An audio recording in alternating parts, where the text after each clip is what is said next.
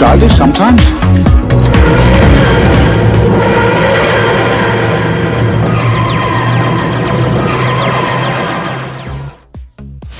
Hey everyone, thanks for tuning in to another episode of the Omega Podcast. I am Wes, one of the hosts for this Doctor Who podcast based out of Rochester, Minnesota. This is episode 44, and today I'm very glad to get to review the first issue of the brand new Doctor Who Insider magazine. Doctor Who Insider was recently launched in the United States this month, and it looks to have many great components to make it as much of a success as its cousin, Doctor Who Magazine. Both publications are published through Panini Comics, but each has unique content. This is great news, as many US-based Who fans probably have been getting the Doctor Who magazine in the past. As you can see, in the first issue, Matt Smith is rightfully gracing the cover and has a darn good interview inside as well. The table of contents is very well laid out graphically and is easy to navigate. The graphic artist did a really fine job finding a look that flows through the different sections. Also, as you can see on the inside front cover, it really isn't a proper Doctor Who magazine unless you have a Big Finish ad selling some of their great audio adventures.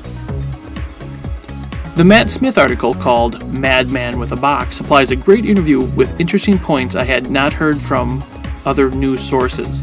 I look forward to future interviews with other Doctor Who actors, writers, and folks who work on the show.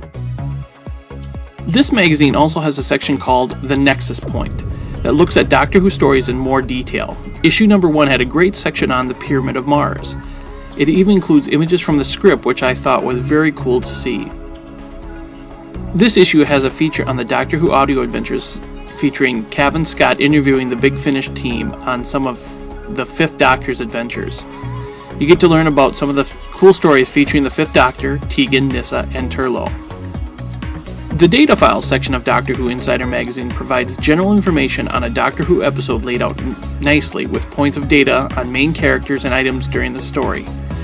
I didn't feel like I was learning or gaining new information in this section that focused on the Christmas Carol, but it really does look sharp. And as you can see, this issue provides a cool two-sided poster. One side has the image from the cover, and the back has the image from the data file. For the folks who are good with words and stuff and like to read, there is a book merchandise section to catch up on all the newest titles coming out. Issue number 1 has information on an 11th Doctor story called Dead of Winter. Just reading that made me so glad it's now spring in Minnesota. Other merchandise featured is in the Store Insider. Cool t-shirts, toys are in this issue, but if it is cool, available in a store, and is legal, it will definitely be in this section in the future. Anyone want to buy me that Outline TARDIS t-shirt for Easter? Anyone? Oh well, it was worth a try.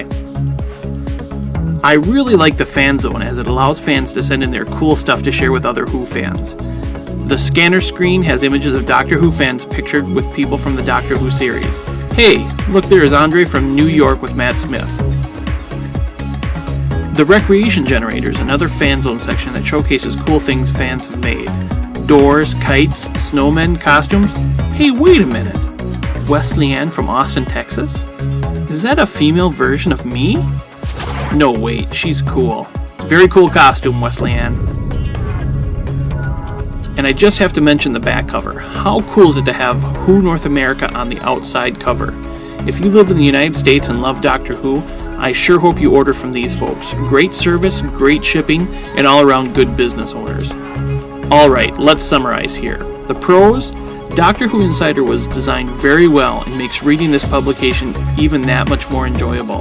I also like that there is exclusive new content for this US-based publication.